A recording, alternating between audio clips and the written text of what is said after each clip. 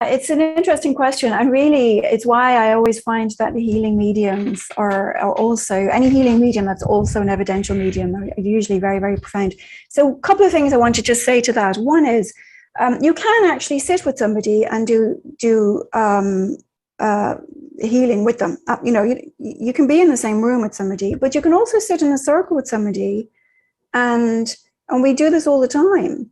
We can sit in a healing circle even on Zoom, and if you're partnered with your partner, you can work with them. They can actually feel the work, and you can actually feel, if you're attuned to the person you're working with, even on Zoom, you don't have, this is the spirit. This is the stream of consciousness. Geography has got absolutely nothing to do with any of it, So you can sit on Zoom in a healing circle, and you can work with somebody, and you can just attune to them and ask for healing for them. You can so often start feeling what emotions are there that they're grappling with. You can start feeling issues in your own body of what they're grappling with, and that will give you, I really feel like I've got a terrible pain in my lower back. Have you been doing it? Yes, I have. Well, there's validation for you, right? You see what I mean? You can do that on Zoom. We've been doing it for 2 years on Zoom, so you don't have to be in the same place with somebody. So you can, if you wanted, you can do that, within a healing circle, to build your confidence, if you wanted to do that. Ultimately, though, we don't want to be relying on our partner to validate, for a few reasons.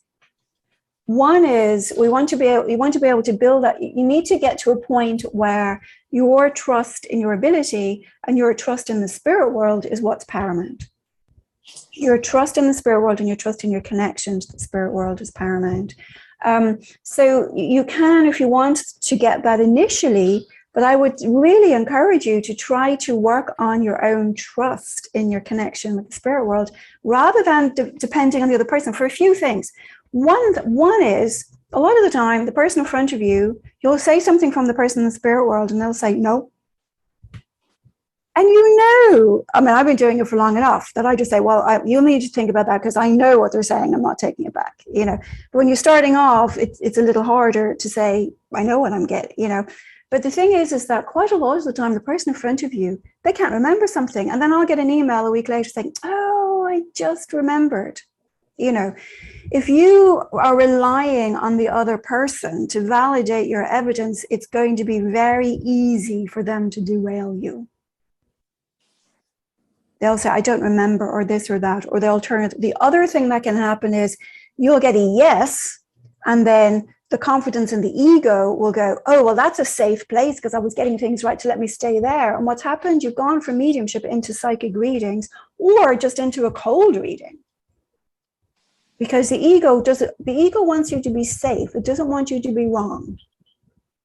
It will do, no matter, even if you're not working properly, your ego is going to want you to feel gratified and safe. And we don't want that. Because this is where it gets people into trouble, with somebody else controlling your session, instead of you trusting what you're getting from above, or trusting what you're getting within the healing. It's why a lot of people get caught out with mentalists. With mentalists, the people just come in and they just pretend they're something, and it's all cold reading. It's just reading body language, expressions, whatever, and they're guessing what's going on.